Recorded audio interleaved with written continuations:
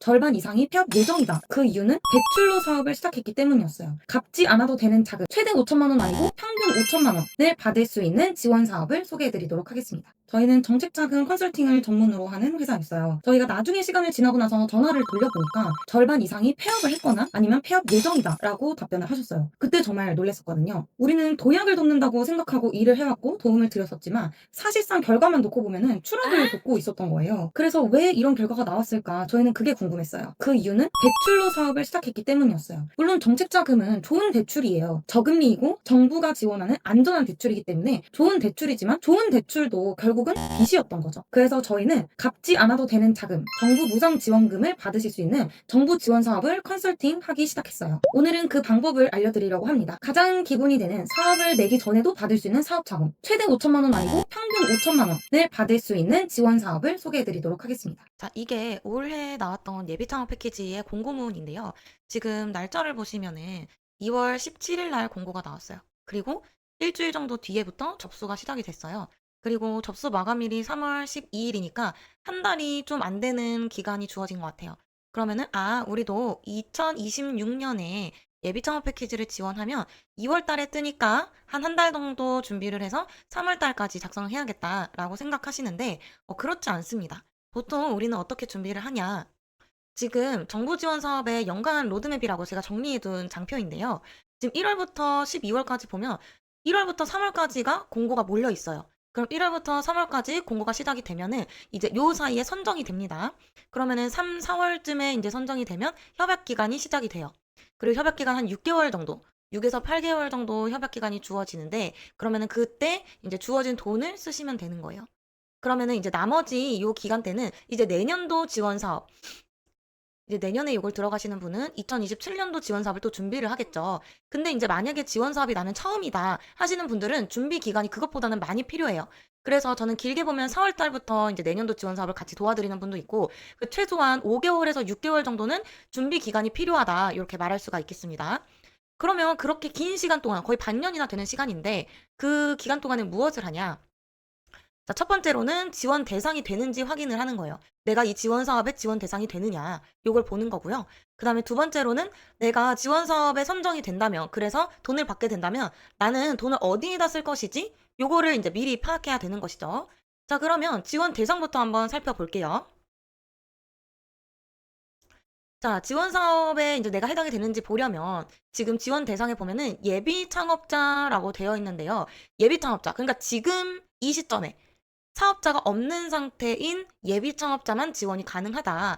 그게 이제 첫 번째인데요. 그것만 보는 것이 아니라, 자, 여기 보시면은 기술 창업 지원 사업만 된다. 그러니까 단순히 카페를 운영하거나 도소매 유통하거나 이런 것들은 지원이 불가하다. 한마디로 자영업은 신청이 불가능하다.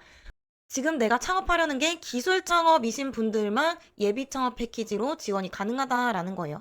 자, 이 공문만 보셨으면은, 나는 그냥 카페 하려고 했는데 지원 대상에서 완전히 벗어나는구나. 이렇게 생각하시는 분이 있을 수도 있어요. 근데 내가 그냥 단지 뭐, 메가커피나 아니면 그냥 스타벅스를 하겠다라고 한다면 그냥 나는 자영업을 하는 게 맞겠죠. 근데 내가 나만의 레시피가 있어. 나만의 기술이 있어.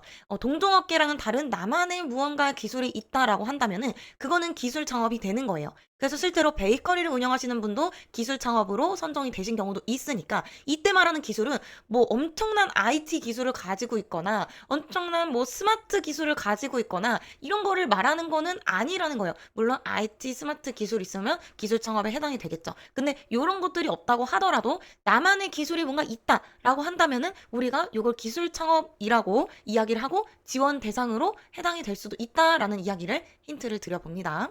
자, 그럼 두 번째로 내가 만약에 지원 사업에 선정이 돼서 돈을 받았어요. 사업화 자금을 받았어요. 그러면은 어디다 쓸 것인지 미리 생각을 해 보셔야 되는데요. 이런 것들로 쓸 수 있다라고 이제 메뉴판을 준 거다라고 생각하시면 돼요. 그럼 뭘로 쓸 수 있냐? 내가 이 사업을 앞으로 꾸릴 건데 그 사업에 이런 재료가 필요해. 이런 원료가 필요해.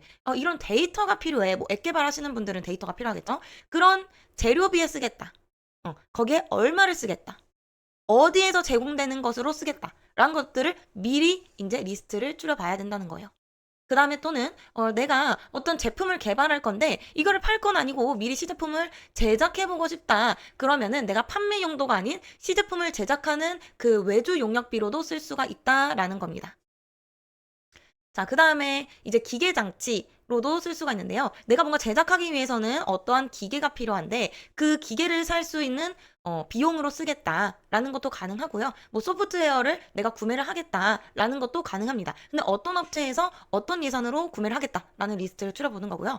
참고로 지금 제가 빨간색 박스 해놓은 거는 주로 사용하시는 항목을 요 항목으로 많이 쓴다라는 거예요. 그리고 제가 추천드리는 거는 요거 특허권.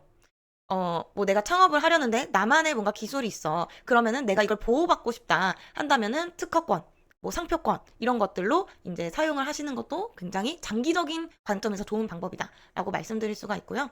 그 다음에 지급수수료에 이제 시험을 보거나 인증받거나 이런 것들로도 사용하실 수가 있다. 그 다음에 뭐 여비, 교육 훈련비 다 가능한데 이제 또 많이 쓰시는 게 광고 선전비예요. 그러니까 한마디로 광고비, 마케팅 비용으로도 쓸 수 있다. 홈페이지 제작하는 거, 브로셔 만드는 거, 홍보 영상 만드는 거, 홍보물 제작하는 거, 그 다음에 포장 디자인하는 거 이런 것들로도 이제 사용할 수가 있다. 요걸로도 정말 많이 사용을 하십니다. 그럼 구체적인 절차를 한번 알아보도록 할게요. 일단은 먼저 선정이 돼야겠죠. 내가 신청한다고 바로 선정되는 게 아니라 신청부터 선정까지의 과정을 이제 이렇게 나와 있는 겁니다.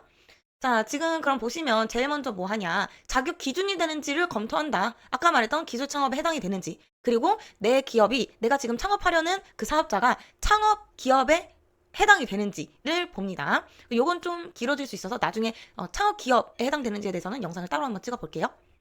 자, 그 다음에 자격 기준이 됐어요. 그러면은 이제 서류 평가가 들어가는데 이제 사업계획서를 작성하신다. 사업계획서는 공문에 따로 사업계획서 양식이 나와 있으니까 그거를 참고하시면 좋을 것 같고요. 그 다음에 이거는 이제 올해 새로 들어갔던 과정이에요. 뭐 멘토링이나 서류 통과하신 분들 한해서 이제 컨설팅을 해드리겠다라는 거니까 컨설팅 받으시면 되는 거고. 자, 요 과정이 지나고 나서 이제 발표라는 게 들어갑니다. 내가 어떤 식으로 이제 사업을 운영을 할 것이다 라는 발표가 들어가고 그 발표를 본 심사자분이 질의응답을 하십니다. 그거를 다 합해서 30분 정도 진행이 된다. 그러면은 이제 그 이후에 정부 지원 사업에 합격이 됐냐, 선정이 됐냐 하는 것들이 이제 발표가 나게 됩니다. 여기까지가 선정 과정인 거예요. 이해되셨죠? 자, 지금까지 알아본 게 요만큼인 거예요. 요만큼. 뭐 좀 길어지면은 요만큼이 될 수도 있겠죠. 어쨌든 저희가 알아본 거는 선정 과정, 요만큼을 알아본 겁니다.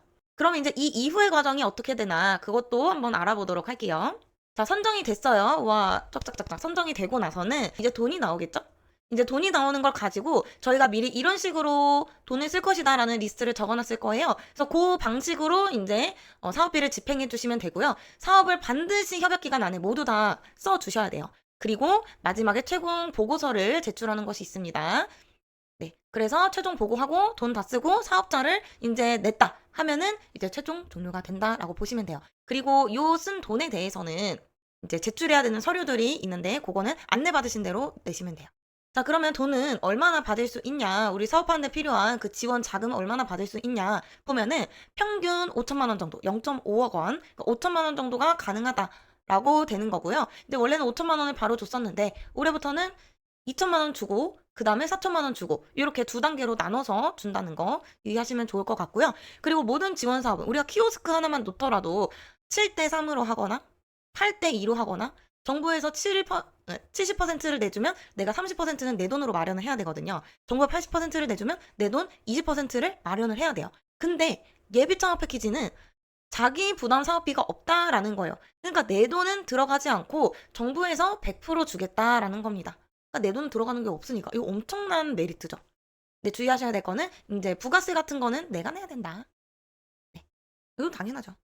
자, 그래서 우리가 예비 창업 패키지에서 어떻게 진행되는지 좀 큰 그림으로 알아보았어요. 앞서서도 제가 말씀드렸지만 저희가 정책자금 컨설팅만 하다가 정부 지원 사업으로 확장하게 된 이유는 바로 초기 창업자 10명 중 8명이 겪는 이 죽음의 계곡을 데스밸리라는 구간을 어떻게 하면 잘 넘길 수 있을까? 잘 넘을 수 있으려면 내 돈이 아니라 정부에서 주는 지원금을 가지고 이 구간을 잘 견딜 수 있다면 좋겠다. 이 구간을 견디고 나서 이제 이 다음에 그때 내가 사업 자금이 필요하다고 하면은 그때 이제 정책 자금을 찾거나 그때 이제 대출을 알아보아도 늦지 않다. 업력이 3년이 넘어버리면 그 다음부터는 지원금을 받을 수 있는 확률이 굉장히 적어지기 때문에 앞서서 우리가 초기 1년부터 3년 정도는 지원금으로 사업을 잘 운영해보자 라고 해서 이제 지원 사업을 컨설팅하기 시작했고요. 저희가 조사했을 때 왜 그 많은 고객들이 폐업 쪽으로 갔을까 연구를 해보니 초기 비용과 고정비가 많이 드니까 그거를 내가 모아놨던 자본금으로 해결해요. 내가 모아놨던 자본금이 다 소진이 되면 이제 그때부터 대출을 알아보기 시작하는데 정책 자금을 아시는 분도 거의 없어요. 정책 자금을 모르시는 분들은 그러면 제2금융, 3금융으로 가버리겠죠. 왜냐면 은행권에서는 신용 점수가 좋아야 되는데 여기까지 오신 분들은 신용 점수가 높지 않은 확률이 높기 때문에. 그러면은 그렇게 해서 나쁜 부채가 누적이 되고 그렇게 해서 사업이 불안정해지고 그 다음에 이제 폐업 수순을 밟게 되는 거거든요. 자, 그렇다면 우리는 어떤 식으로 기업을 운영해야 되냐? 먼저 사업자를 내기 전에 5천만 원 정도의 사업 자금을 마련을 해요. 그러면 이걸로 특허도 만들고 키오스크도 내고 상표권도 받고 상세 페이지도 만들고 우리가 초기 비용으로 들어가는 돈을 이 돈으로 충당을 하는 거예요. 그 다음에 사업자를 냈겠죠. 그럼 우리는 초기 창업자가 돼요. 그러면 1년 차부터 3년 차까지는 초기 창업자라고 보기 때문에 또 지원 사업을 신청을 해볼 수가 있어요. 그럼 그걸로 우리가 벤처 인증, 이노비즈, 메인비즈, 홈페이지 이런 것들을 추가를 제작하고 그리고 나서 우리가 매출 성장이 있거나 매출이 정체가 된다고 한다면 우리가 이렇게 사업을 운영하고 있었는데 조금 더 정책 자금으로 도움이 필요해요 라고 했을 때 아무것도 없는 사업자와 우리가 이런 것들을 다 해왔어요. 우리 이런 인증도 받았고요. 우리 특허도 있고요. 우리 이렇게 키오스크도 놓아서 스마트 기술도 이용했어요. 라고 하는 기업이 있다면 당연히 정책 자금을 줄 때는 많은 노력을 해왔던 기업에게 가점을 줍니다. 그럼 우리는 매출 성장이나 정체에 도움받을 수 있는 정책 자금을 받아서 안정적으로 운영을 해볼 수 있다는 거예요. 최소한 우리가 이런 흐름으로 사업을 운영해 보면은 좋지 않을까라고 해서 오늘은 그 첫 번째인 예비 창업 패키지에 대해서 돌아봤고요. 그리고 이런 것들을 지원하면서 이제 바우처 내가 수출을 한다, 제조를 한다, 아니면 데이터를 다룬다라고 한다면 바우처 지원 사업도 추가적으로 검토해 볼 수 있겠습니다. 그래서 이제 저는 이런 식으로 로드맵을 짜드려요. 예비 창업자가 들어갈 수 있는 패키지, 그 다음에 1년에서 3년 이내로 들어갈 수 있는 사업자들의 목록, 그 다음에 7년 이내에 기업이 들어갈 수 있는 지원 사업. 이렇게 업력에 따라서 들어갈 수 있는 지원 사업을 정리를 해드립니다. 요거 다 어디에 나와 있냐면 기업마당에 여러분들 검색하시면은 모두 확인할 수 있는 내용이에요. 네.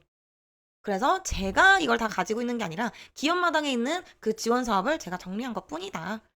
여러분들도 검색해서 알아볼 수 있다. 자, 그런데 그걸 알아보는데도 시간이 당연히 걸리겠죠. 나는 그런 거 잘 모르겠어요 라고 하신다면 여기 나와 있는 지원 사업부터 한번 알아보세요. 그 다음 여기, 그 다음 여기 이런 식으로 하나씩 알아보면서 지원 사업에는 이런 것들이 있구나.